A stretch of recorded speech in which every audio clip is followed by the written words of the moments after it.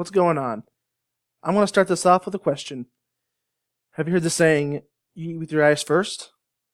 Well, if you're looking at people, places, or even food, depending on what it looks like, you may not want it. Same thing kind of goes for typography. Uh, Creating good labels and titles for your restaurants, businesses, products is vitally important. You want to draw people in, not push them away. That is the difference in failing and succeeding in what you're doing. Now, for this presentation, I've got three people I like to talk about. Os Cooper, Claude Garamond, and William Caslon. Now, these people are some great people. They're innovators of their time.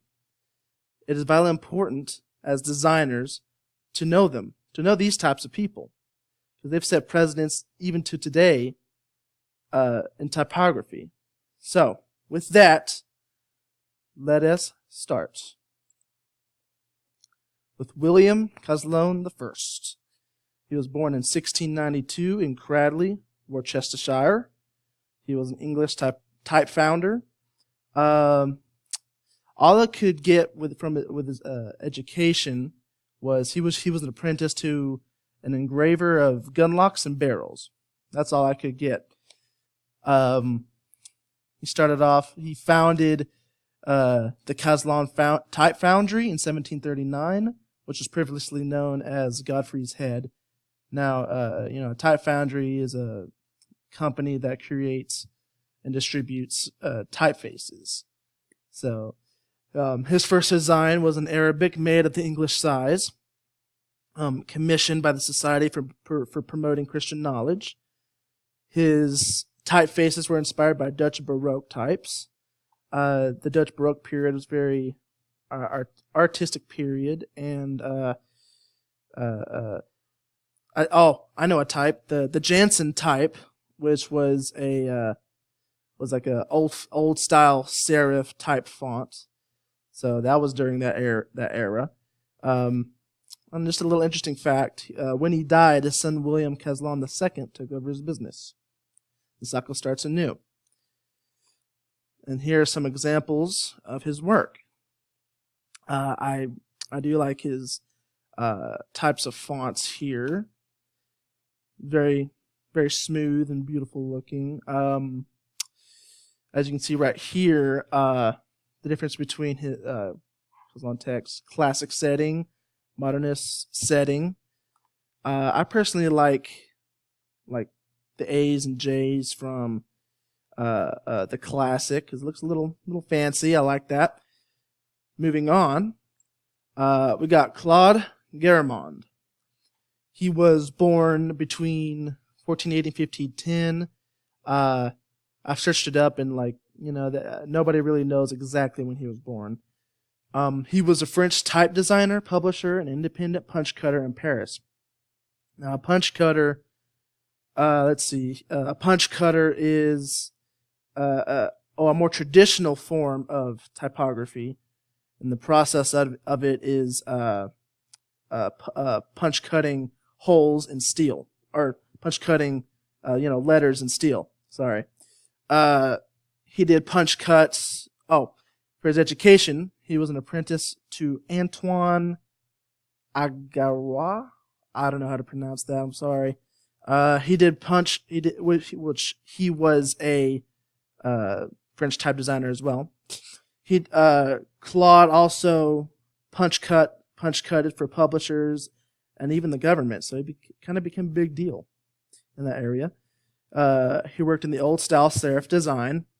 He was a catalyst in making commercial printing with type founding a distinct industry for printing books.